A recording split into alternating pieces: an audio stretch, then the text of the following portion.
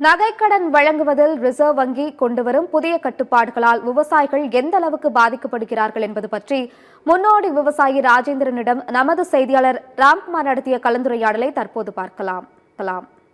விவசாயிகள் பொதுமக்கள் தங்களது அத்தியாவசிய தேவைகளுக்காக வங்கிகளில் நகைகளை அடமானம் வைத்து கடன் பெற்று வருகின்றனர். இந்நிலையில் இந்த கடன் வழங்குவதில் பல்வேறு கட்டுப்பாடுகளை மத்திய ரிசர்வ் வங்கியானது தற்போது விதித்துள்ளது.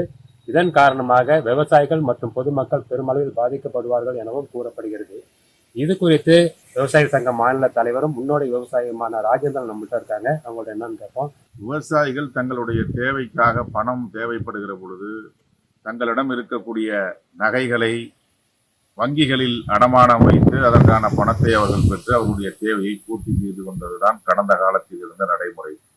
ஆனால் இப்பொழுது அண்மை காலமாக ரிசர்வ் வங்கி கொண்டு வந்திருக்கிற நடைமுறையும் அதற்கு மத்திய அரசாங்கம் சொல்லுகிற காரணங்களும் விவசாயிகளுக்கு அதிர்ச்சியை ஏற்படுத்தி இருக்கிறது.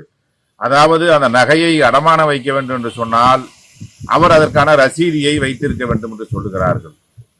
நாங்கள் வைத்திருக்கிற நகை மூதாதையர் காலத்து நகையாக இருக்கும். அந்த நகைக்கு எங்களிடம் ரசீதியும் இருக்காது, எங்களுடைய பெயருக்கான எந்த விதமான ஆவணங்களும் இருக்காது. ஆனால் நாங்கள் அவற்றை கொண்டு வந்து கொடுத்துத்தான் நகையை அடவு வைக்க வேண்டும் என்கிற அறிவிப்பு பொதுமக்கள் மீது இடியை இறக்குவதை போன்ற ஒரு சூழ்நிலையை உருவாக்கி இருக்கிறது. இதனால என்ன விதமான பாதிப்பு? ஒரு குறிப்பா ஒரு 1 லட்சம் ரூபாய் நான் நகைக்கடன் பெற்றிருக்கிறேன் என்று சொன்னால் அதற்கான வட்டி தொகை ஓராண்டுக்குள்ளாக அந்த வட்டி தொகையை செலுத்தி அந்த நகையை நாங்கள் மீண்டும் கடன் பெற வேண்டிய சூழ்நிலைக்கு வரும். அப்பொழுது எங்களுடைய நகை பாதுகாப்பாக இருக்கும்.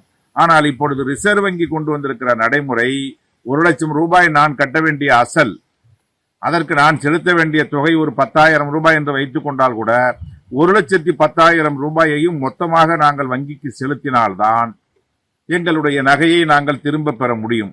அப்படி 1,10,000 ரூபாயை நான் பெற வேண்டும் என்கிற பொழுது என்னிடம் பணம் இல்லாத சூழ்நிலையில் நான் கந்து வட்டிக்காரர்களிடம் அந்த பணத்தை பெற்றுத்தான் வங்கிகளில் செலுத்த முடியும்.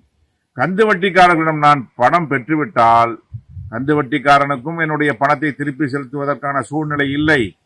வங்கிகளும் மீண்டும் அந்த நகையை நான் அடகு வைத்து ஒரு 4 நாட்கள் கழித்து நான் அடகு வைக்கிற பொழுது மீண்டும் எனக்கு கடன் கிடைக்குமா என்கிற நம்பிக்கையே இல்லை. ஏனென்றால் ரசீது வேண்டும் என்று சொல்லுகிறார்கள், அதுக்கு பத்திரம் பதிவு செய்து கொடுக்க வேண்டும் என்று சொல்லுகிறார்கள், 24 கேரட் 22 கேரட் இருந்தால்தான் கொடுக்கப்படும் என்று சொல்லுகிறார்கள். இவை அனைத்துமே ஒரு நெருக்கடியான சூழ்நிலையை ஏற்படுத்தும். மீண்டும் கடன் கிடைக்கும் என்பதற்கான நம்பிக்கையே இல்லை. எனவே இவ்வகையான கட்டுப்பாடுகளை தளர்த்தி ஏற்கனவே இருந்த நடைமுறையில் கடன்களை வழங்க வேண்டும் என்பதே இந்த விவசாயிகள் மற்றும் பொதுமக்களின் முக்கிய கோரிக்கையாக உள்ளது. சத்தியம் செய்திகளுக்காக ராம்குமார்.